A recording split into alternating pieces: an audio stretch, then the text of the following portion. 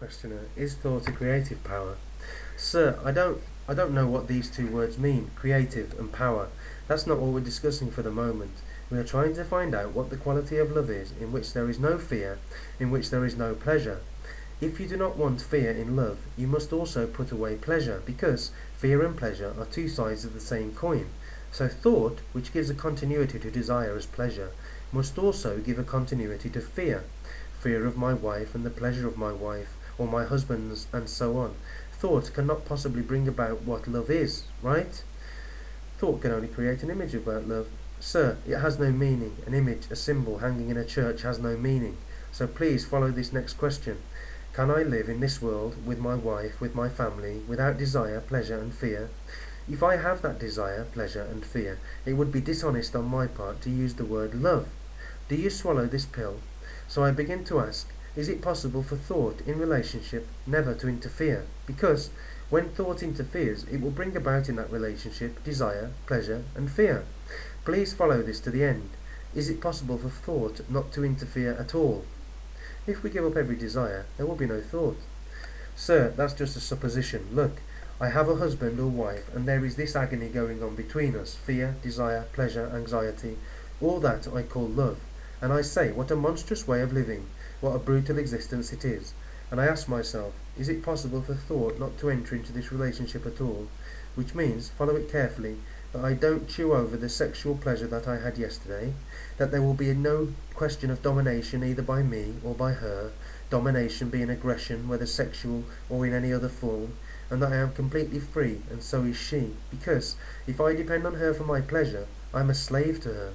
Can I live with her without thought creating all these contradictory states with their efforts and endless quarrels in myself? If I can, then perhaps I will know what it is to love. Unfortunately, the churches throughout the world, temples and mosques, have divided this love into the profane and the sacred. But I don't even know how to love a tree, let alone my wife and my neighbour. I'm willing to destroy him in business. So I see now how thought operates. I have watched thought building this house brick by brick, thought which has built this house and is caught in it, and was saying, how are we to get out? How are we to break down the walls which thought has created? And the questioner is the thought itself, right? Why should thought ask, what is love? It generally doesn't ask, because it's too frightened to inquire. It may break up the family. You may never go back to the temple. If you ask that question, it is a terribly disturbing question. So we avoid it, and we lead a respectable bourgeois life with pleasure, with desire, with fear, and all the rest of it. When you see what thought is doing, why do you continue it? But does one see what thought is doing? Do you actually, sir, not only you, but each one of us, actually see how thought builds this house in which it is caught? Or is it just an idea which you have heard and repeat, and therefore it has become a theory, something which you have concluded? You understand, sir, if I want to find out the quality of what may be called love, in which there is no fear at all and therefore no pleasure, then I have to shatter the whole house which I have built, my family, my responsibility, or the other form which is to run away from the family and say, I'm not responsible. This is a tremendous problem. Unless you solve this, I don't see how you can go a step further. You can go theoretically. You can discuss endlessly whether there is a God or not, what a particular saviour was or was not, all that. But if you really deeply inside yourself want to go a step further, this has got to be settled, because unless you have love, you have no beauty, and without beauty and love, you can never find out what truth is. Not truth is in everything. There is truth in finding out how thought operates, what desire is, what pleasure is, what fear is. But if the mind wants to go very deeply and widely, this question of love has to be understood. And love is not sentiment, it is not devotion, it is not service, it is none of these things. It is only when thought has understood itself and is quiet, never interfering, then it's something. Then you are in a different dimension altogether. You hear all this, but what you hear is not what is, the word is never the thing. What one can do is only to go into this question of thought and be constantly aware of this problem of desire, pleasure and fear. You can't escape from it. You have to understand it, look at it, live with it, be aware of it, conscious of it. Sir, thought enters into relationship, but how may it come about that love does, which is not born out of memory? Krishnamurti. It happens only when your whole being, everything in you says, I must find out what love is. When you give all your attentions, sir, to find out. You understand? Then thought begins to wither away. But if you're not interested in it, if you're not as hungry to find out as you are for food, then thought dominates, destroys everything that it touches in this relationship. Then love will be full of energy, or not.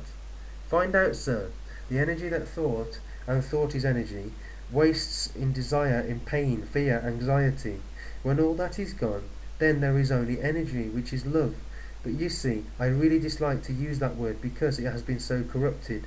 Every man and woman talks about love. All the magazines, newspapers, every missionary, every priest in every church talks everlastingly about love of God. That's not love at all. Love is something that thought cannot possibly come upon, and we are so full of thought. Thought can never come upon that beauty, that ecstasy. This is the last discussion or dialogue. We have talked during these past 5 days about various forms of violence, self-knowing, and the process of thought. So, what shall we talk about this morning? Questioner. Sir, it seems to me we have forgotten to consider another aspect of our intelligence. Thought can combine in different ways material from our past, and therefore bring about something which is apparently new, and generally called invention. I understand. I think we have much more important things to discuss, talk about, than merely invention. Sir, you said, when there are no thoughts there is energy. There are many ideas about energy. Is it possible to speak about energy? Is it possible to talk about that energy which comes into being, which is part of thought, when thought doesn't bring about a contradiction in itself? Questioner, you talked about 2 kinds of ideas, technical ideas, which we are not talking about here, and the ideas created by thought. But aren't there ideas beyond the human mind in the universe? Krishnamurti, I think it would be much more worthwhile this morning if we could spend some time talking over together the question of awareness, attention, and meditation. We shall perhaps answer some of the questions that have been put this morning. We'll begin by inquiring into ourselves and finding out what we mean by awareness, because it seems to me most of us are not aware, not only of what we are talking about, but aware of our feelings, aware of our environment, aware of the colours around us, the people, the kinds of cars that we pass by on the road, the shape of the trees, the clouds, the movement of the water. To see the birds, and perhaps some of you saw them this morning, very early, long before the sun rose, how extraordinarily clear it was, the air was perfumed. We're not aware of the outside things at all. Perhaps it is because we are so concerned with ourselves, with our problems, with our ideas, with our own pleasures, pursuits and ambitions, that we are not aware, outside, objectively. And yet we talk a great deal about being aware. Once the speaker was travelling with some people in a car. There was a chauffeur driving and I was sitting beside him. There were 3 gentlemen behind, discussing awareness very intently, and asking me questions about awareness. Unfortunately, at that moment, the driver was looking somewhere else and ran over a goat.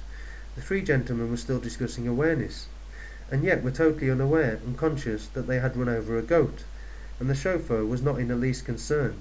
When we pointed out this lack of attention or awareness on the part of the people who were trying to be aware, it was a total surprise to them, and it is the same with most of us.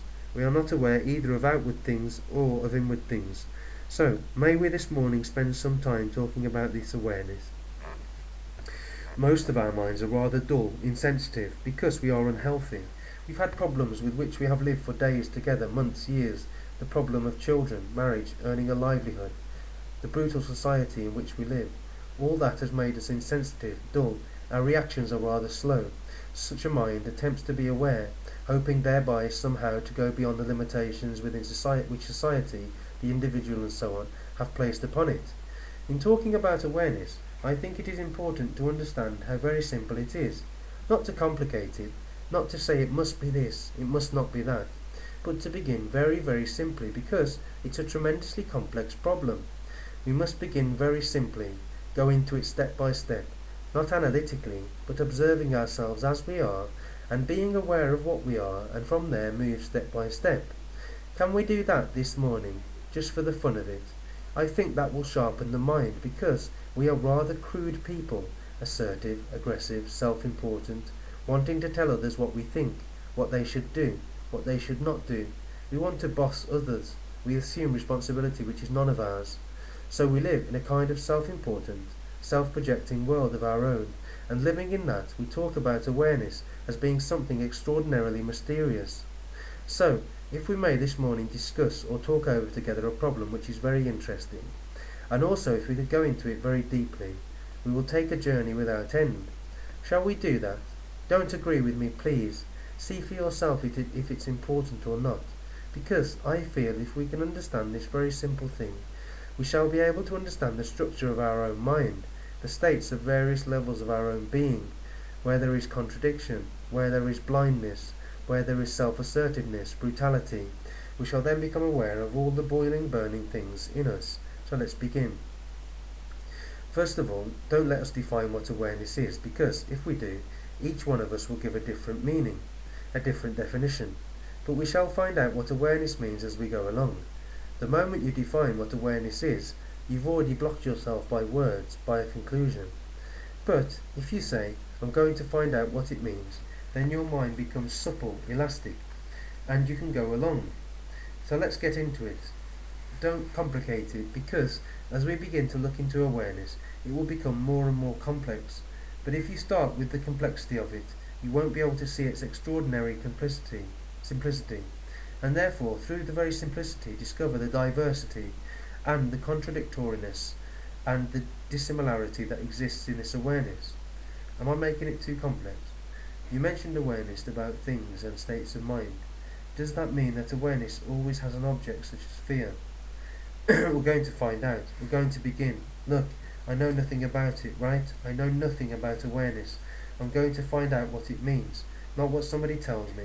First of all, am I aware, conscious of outward things, the shape of the tree, the bird, sitting on the telegraph pole, preening itself, the potholes in the road, the face opposite me? That is just a look, first a look to see. Or do I see the image that I have about the bird or that tree, or the image which I have about the face I see in front of me, right? That is, not only do I see the bird on the post, I also have an image of that bird. So there is the seeing and the image which sees the bird. Is that somewhat clear? I see you, actually, visually, and I also have an image about you. You're old, young, nice looking, or you're dirty, you're this, or you're that, right?